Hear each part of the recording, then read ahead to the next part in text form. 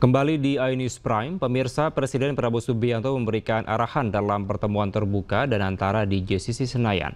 Prabowo mengaku arahan tersebut digelar secara tertutup karena banyak jajaran direksi BUMN yang terdapat teguran. Prabowo Subianto memberikan arahan strategis dana antara terutama dalam berkolaborasi dengan BUMN. Melalui dana antara, pemerintah akan menginvestasikan sumber daya serta aset BUMN ke berbagai proyek yang memiliki dampak besar bagi keberlangsungan ekonomi Indonesia. Usai memberikan arahan, Prabowo mengungkapkan bahwa pertemuan digelar secara tertutup karena ia banyak menegur sejumlah direksi BUMN serta akan mengevaluasi kinerja para direksi.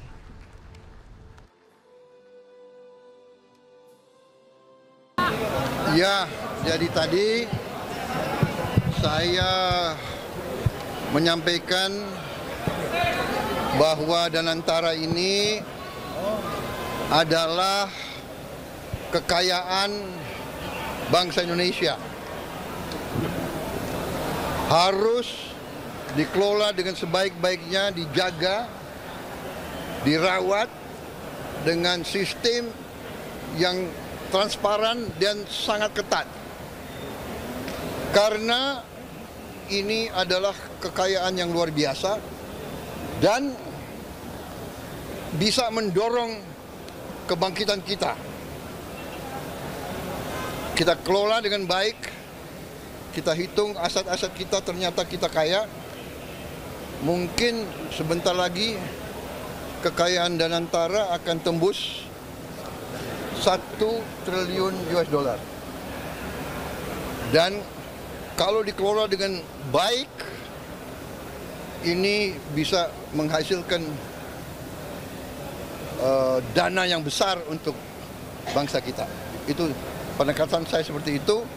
Saya minta atas nama bangsa dan rakyat, saya minta semua direksi berbuat yang terbaik, tinggalkan praktek-praktek zaman dulu mungkin yang kurang efisien,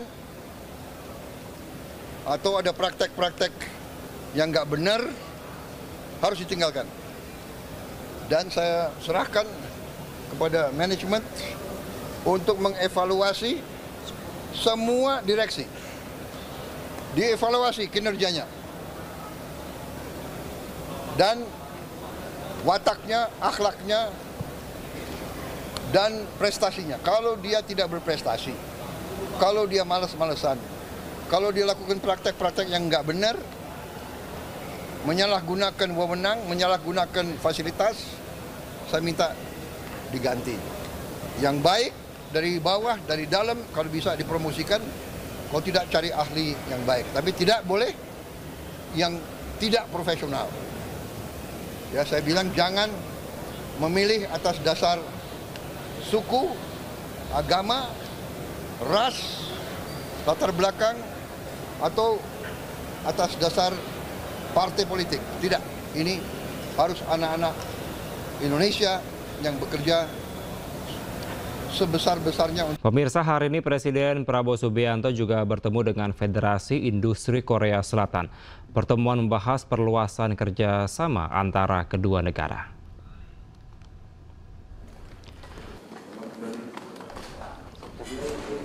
Pertemuan dengan organisasi ekonomi terbesar di Korea Selatan digelar di Istana Merdeka pada pagi tadi. Presiden Prabowo Subianto menyambut langsung para delegasi di ruang Jepara Istana Merdeka. Dalam pertemuan ini, Presiden Prabowo Subianto didampingi Wakil Presiden RI Gibran Rakabuming Raka dan Menteri Koordinator Bidang Perekonomian Erlangga Hartarto. Tak ketinggalan Menteri Investasi dan juga Hilirisasi, sekaligus CEO Danantara Rosan Roslani ikut hadir dalam pertemuan ini. Pertemuan digelar untuk memperkuat hubungan ekonomi dan juga memperluas peluang kerjasama investasi antara Indonesia dan juga Korea Selatan di berbagai bidang.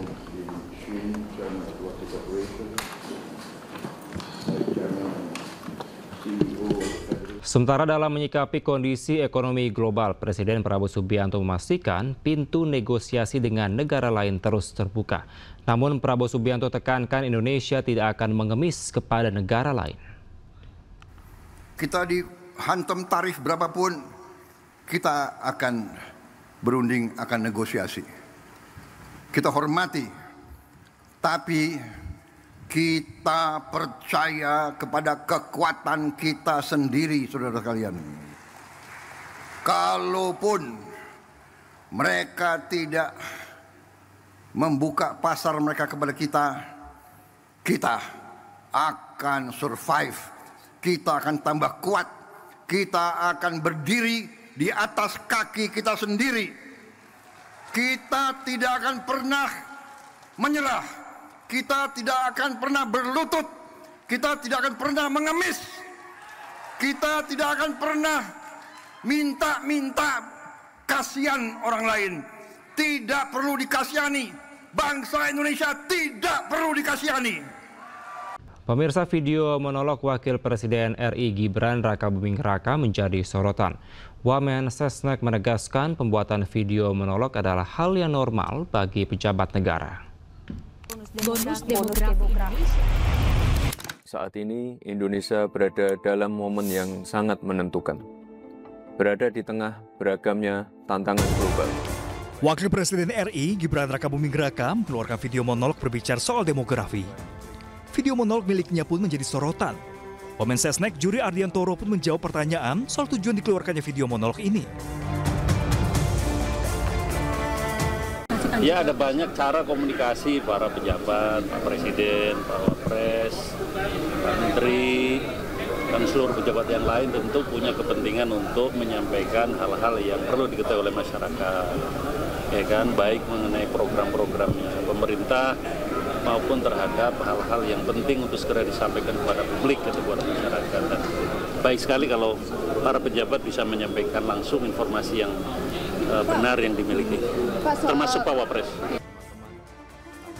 Sementara pengamat politik Henry Satrio menyebut video ini memiliki tujuannya sendiri, terutama mengingat reputasi Gibran di masyarakat. Perbaikan citra dong. Iya, memang untuk menjadi Wapres kemarin perjalanannya ada kontroversi, tapi bukan berarti dia tidak berkualitas, makanya berusaha diperbaiki nih kualitasnya. Menurut saya dia ingin terlihat lebih serius sebagai wakil presiden. Timnas U17 kita untuk pertama kalinya lolos via kualifikasi ke Piala Dunia. Selain soal demografi, Wapres Gibran juga mengeluarkan video yang mengapresiasi Timnas U17 atas keberhasilan lolos ke Piala Dunia. Wapres juga berikan semangat kepada timnas senior yang masih berjuang dalam kualifikasi Piala Dunia. Namun ada yang berbeda dari video ini. Bila video monolog demografi dibagikan di YouTube milik Sekretariat Wakil Presiden, video apresiasi untuk Timnas U17 dibagikan lewat akun YouTube pribadinya Gibran TV. Tim Liputan iNews melaporkan.